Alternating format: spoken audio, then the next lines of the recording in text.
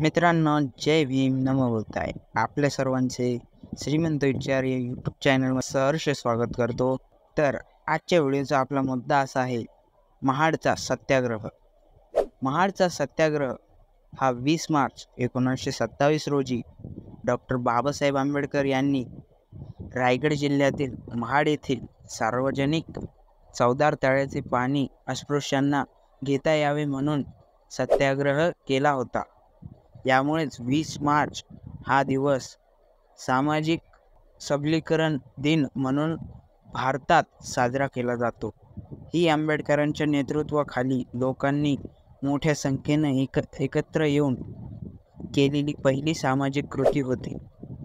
या सत्याग्रहास महाडचा सत्याग्रह, चवदार तळ्याचा सत्याग्रह, महाडचा मुक्तीसंग्राम किंवा महाडची सामाजिक क्रांती म्हणूनही ओळखले जाते. सुरेंद्रनाथ टिपणीस, गंगाधर नीलकंठ सहस्त्रबुद्धे व अनंत विनायक चित्रे यांच्यासह अन्य पुरोगामी सामाजिक कार्यकर्त्यांसह डॉक्टर बाबासाहेब आंबेडकर यांचे सहयोगी महाड सत्याग्रह दरम्यान डॉक्टर बाबासाहेब आंबेडकरांना मदत करण्याचे काम ते करीत होते.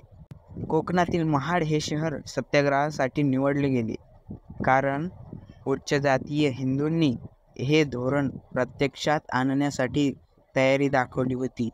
त्यामध्ये अनंत विनायक चित्रे, गंगाधर नीलकंठ सहस्त्रबुद्धे, सुरेंद्रनाथ टिपणीस हे महाड नगरपालिकेचे प्रमुख ही त्यात सहभागी होते.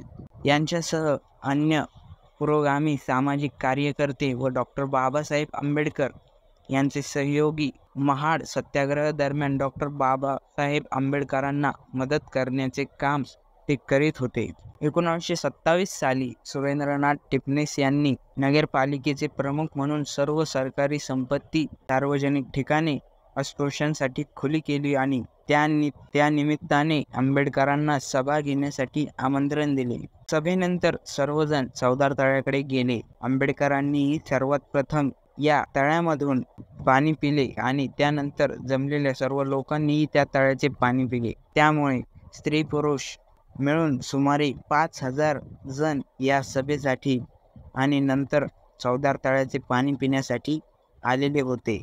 पुरुष हे आपल्या हातात काठी घेऊन आलेले होते. हातात काठी घेतलेला पुरुष म्हणजे महार जातीच्या पुरुषांचे चिन्ह होते. तर मित्रांनो, कसा वाटला व्हिडिओ? आपल्या श्रीमंत विचार या यूट्यूब चॅनलला नक्कीच सबस्क्राईब करा. व्हिडिओ आवडले असल्यास लाईक करा आणि तुमच्या मित्रांनाही शेअर करा. धन्यवाद.